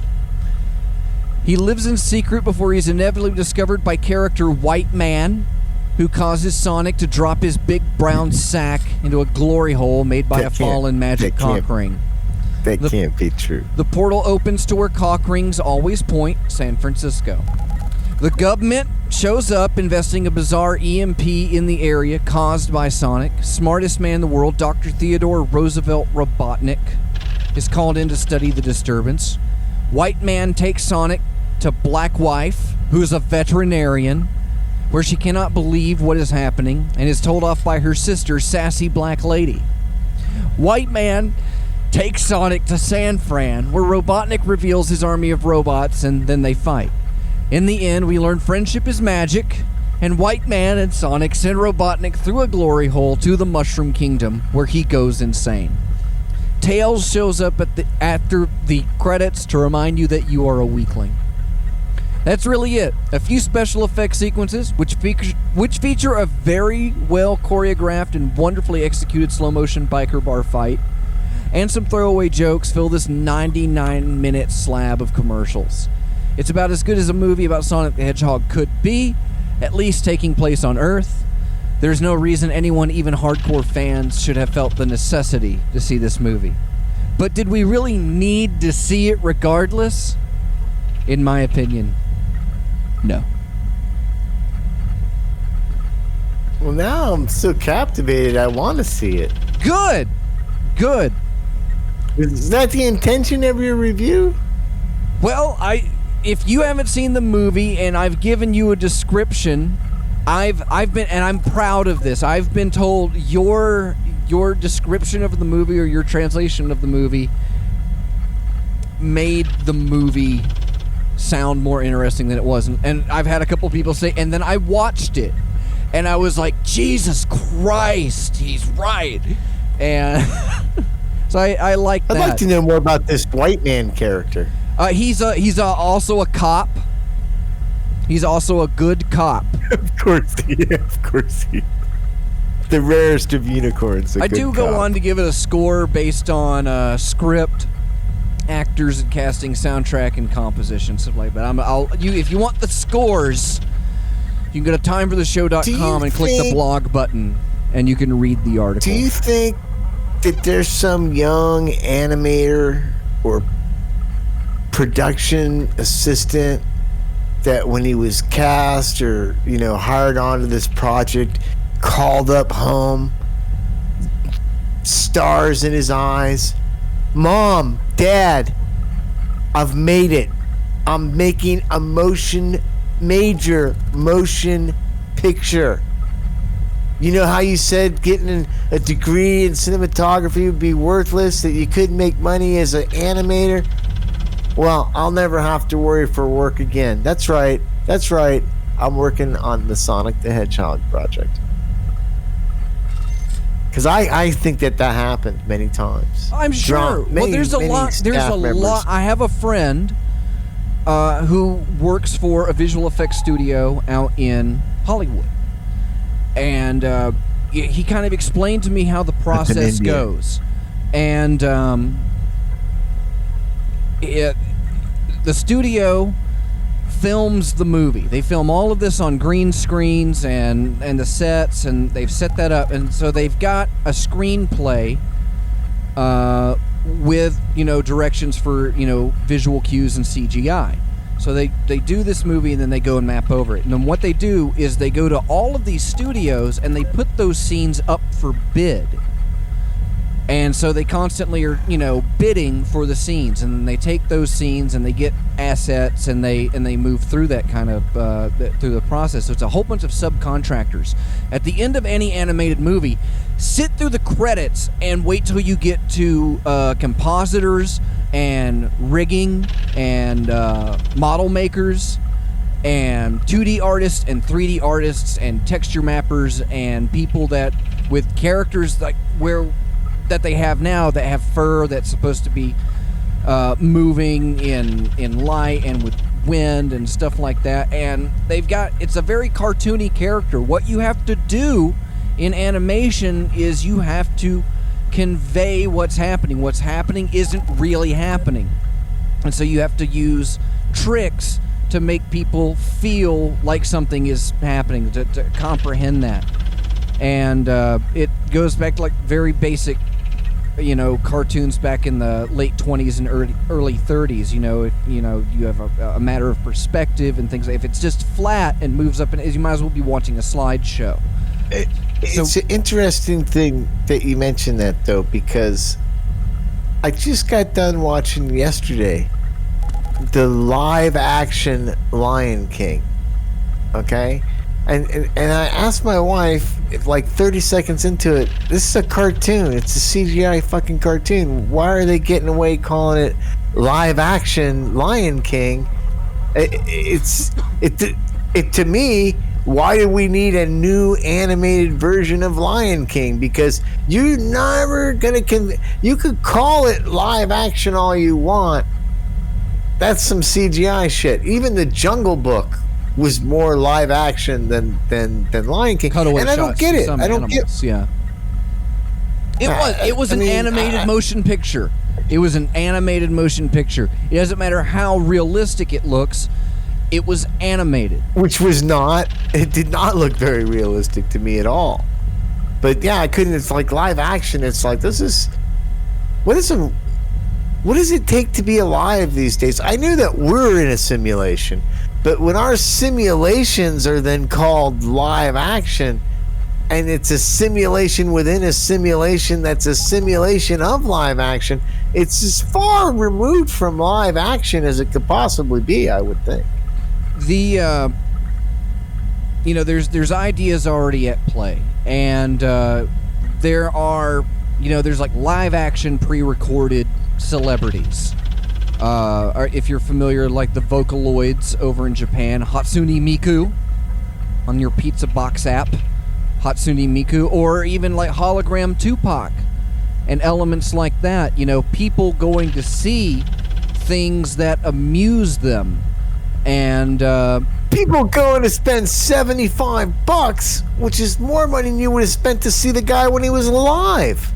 But now this is the only like official sanctioned, licensed way that you can see it, but take that idea. How many celebrities do you think are being crafted right now in computers? And they'll create something that looks like an ideal actor, and you could hire a team of voiceover professionals, like that guy from Angel, that he's doing Navy SEALs now. You would be David Borowitz. He was in Bones. David Borowitz. But there's no okay. So you make a CGI David Borowitz. And he is CGI, dude. He's not a real person. Exactly. You don't know that? Not a real person at all. And then you have doubles that go out, so they get the paparazzi pictures and stuff like that. And we'll go to see these movies with these people that look real, but they're really just animations, and they're designed to age gracefully, and they always emote correctly.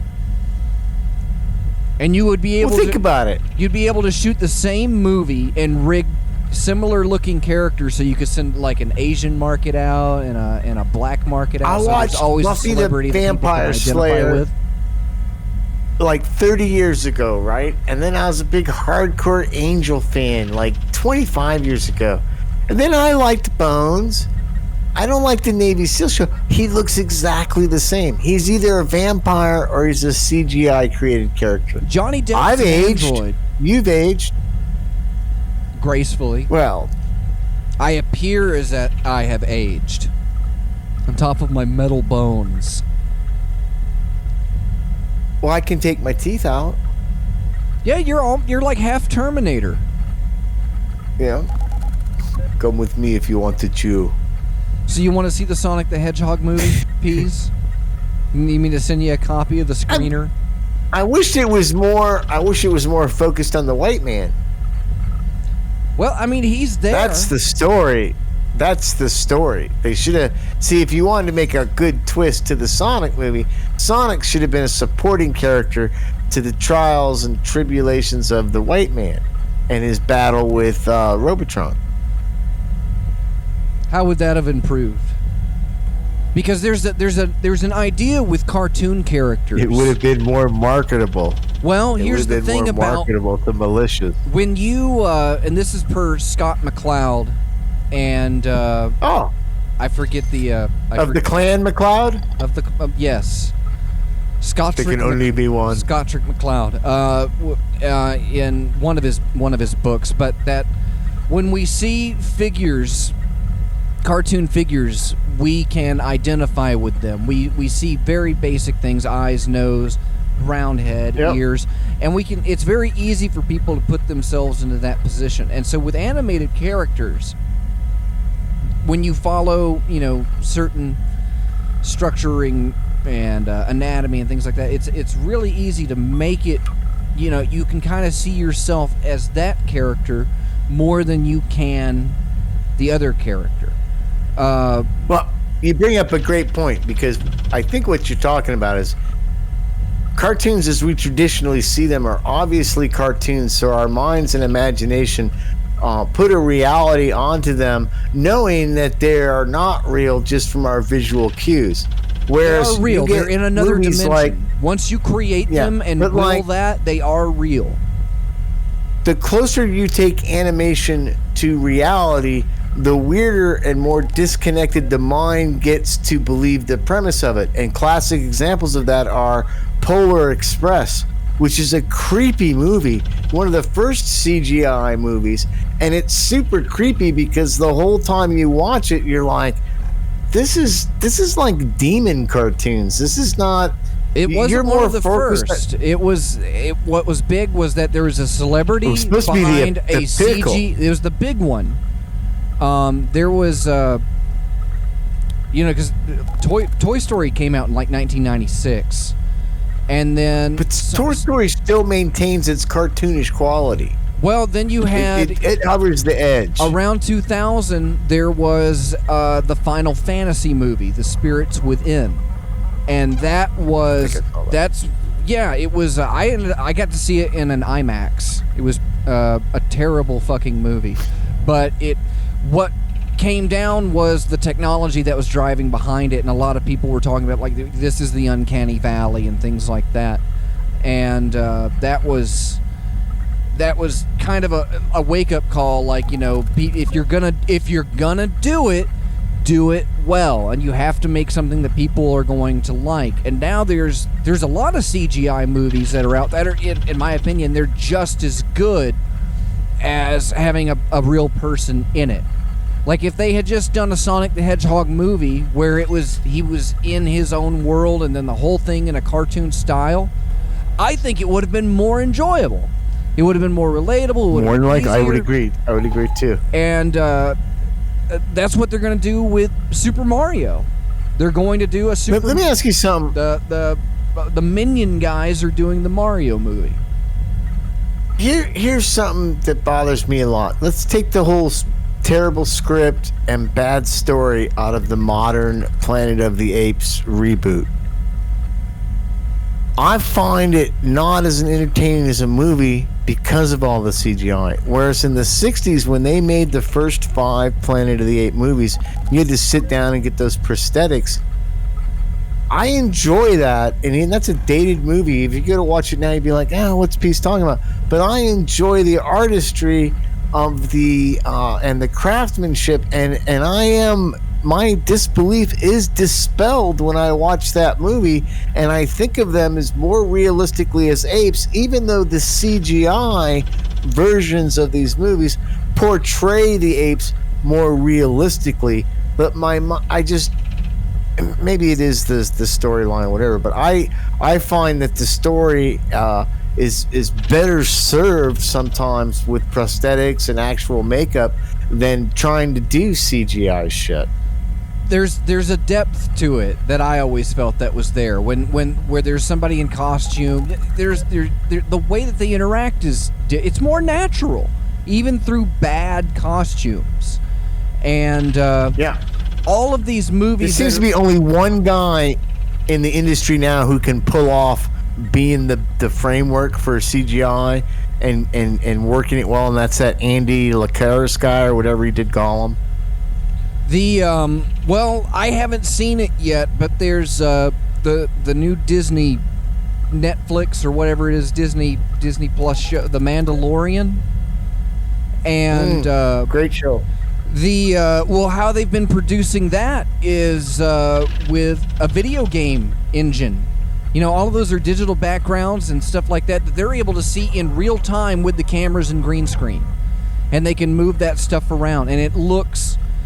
They have a person in a costume interacting with, some puppets and things like that.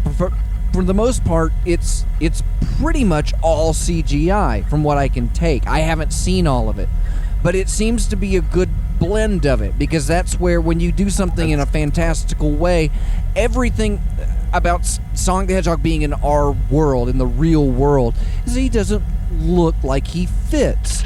But when you create a Star Wars kind of world where everything is kind of radically different, it's easier for it to fit together. There's 3 moons. There's 3 suns. I get that. Here's the thing about Sonic. Sonic was never meant to be in our world. I don't remember Sonic's game world being anything similar to Earth, so I don't know why they try to...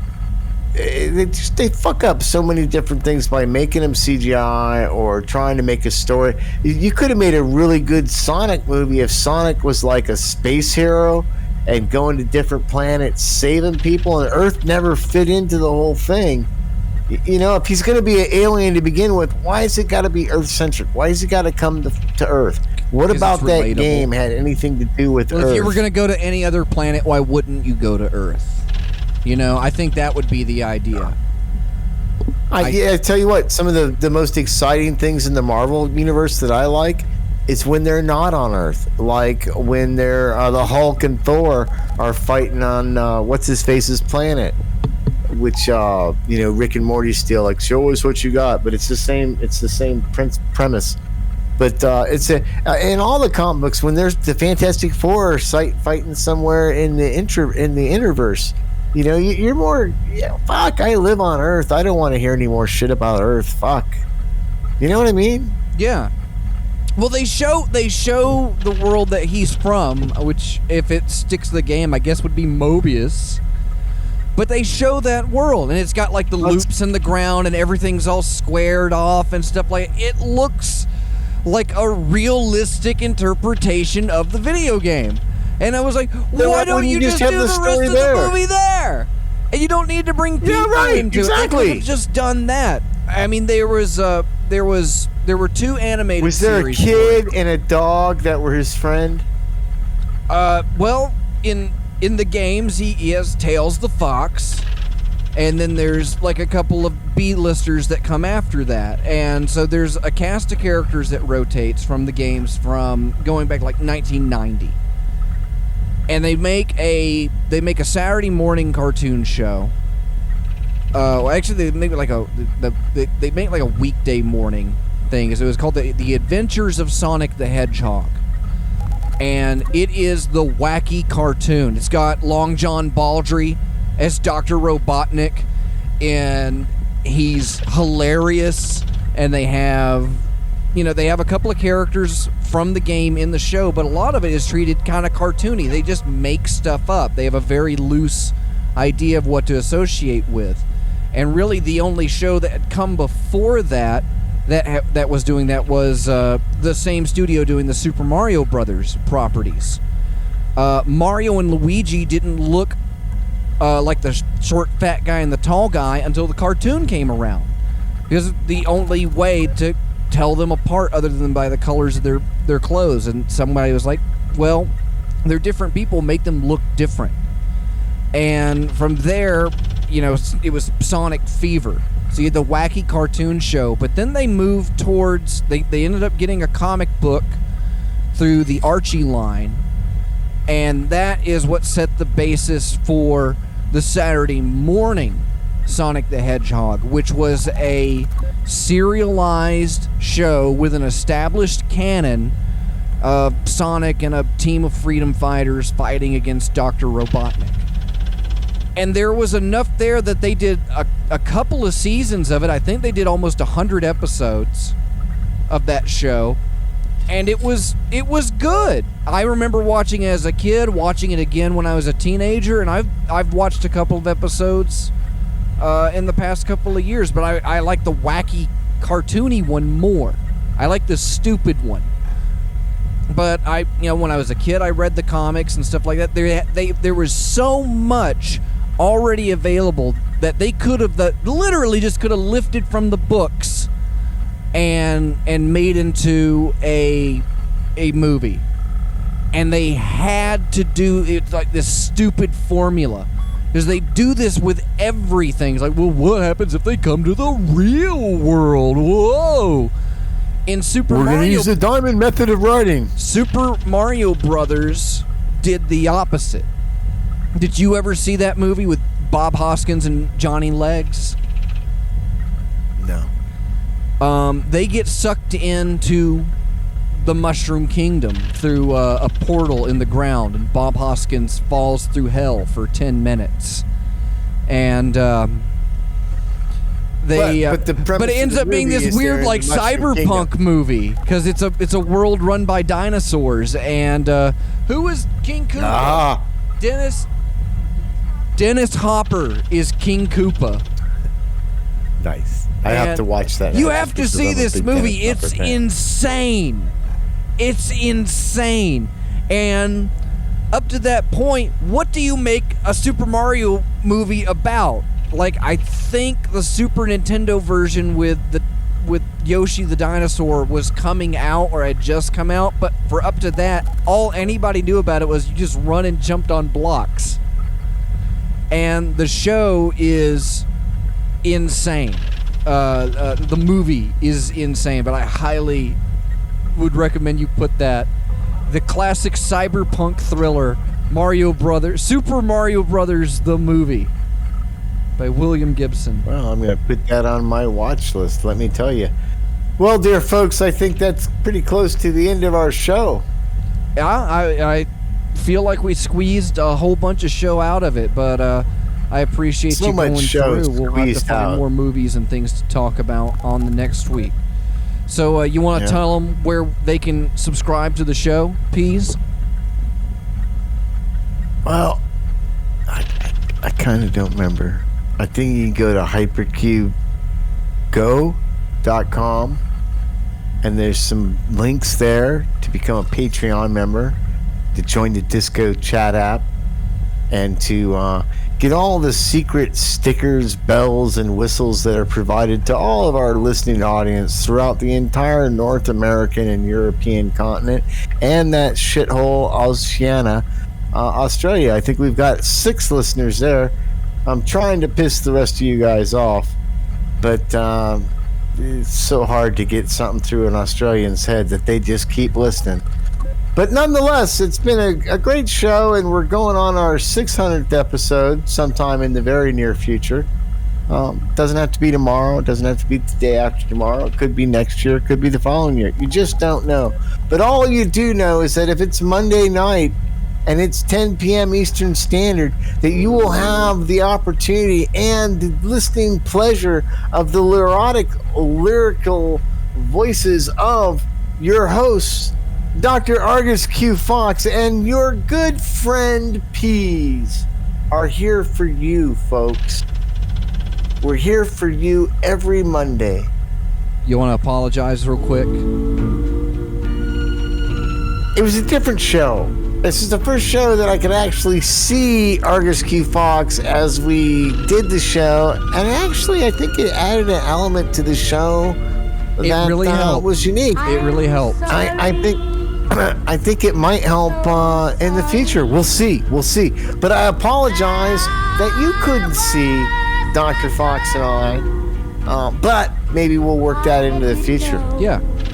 I'm sorry that I did a lot of visual bits to amuse Dr. Fox that you couldn't see, but I tried to paint a picture word picture while I did it, so I'm apologizing right off the bat for still smoking when Dr. Fox is a vape king like I've not seen. If there was a contest for vaping on the radio, we would be number one with a bullet, my friends. I'm sorry that my lie was perceived and sawn through so immediately. I thought that story about the boys from Nirvana pantsing me and throwing me up my pants across the telephone wire would be believable. But it turns out you guys more likely think that Peas is doing coke with an old fag from the Kingston Trio. So I guess there's something to be said for that. And I'm sorry for it. That's our show, kids. We'll see you next week on Time for the Show. Make sure you go to hypercubego.com and sign up for all the cool trinkets, things, and stuffs that are available only to the Patreon supporters of the show. Next week, kids. All right. Visit timefortheshow.com. Follow us on Facebook at Time for the Show. That's your homework this week, kids, is to go use that Facebook account that I know that you have and like the posts on the freethinkradio.com fan page. Follow Freethink Radio on Twitter. Follow Time for the Tweet on Twitter. For this and more, again, timefortheshow.com. I'm Dr. Fox, broadcasting live on Freethink Radio. Thanks, Dr. Ellis and Martha Artha. And listen to their show Wednesday night, The Short Bus. Well, you asked for it, so we'll see you next week, you greasy, juicy boys. We'll go play Minecraft now, and yeah, we're gonna go do that. That's what you get.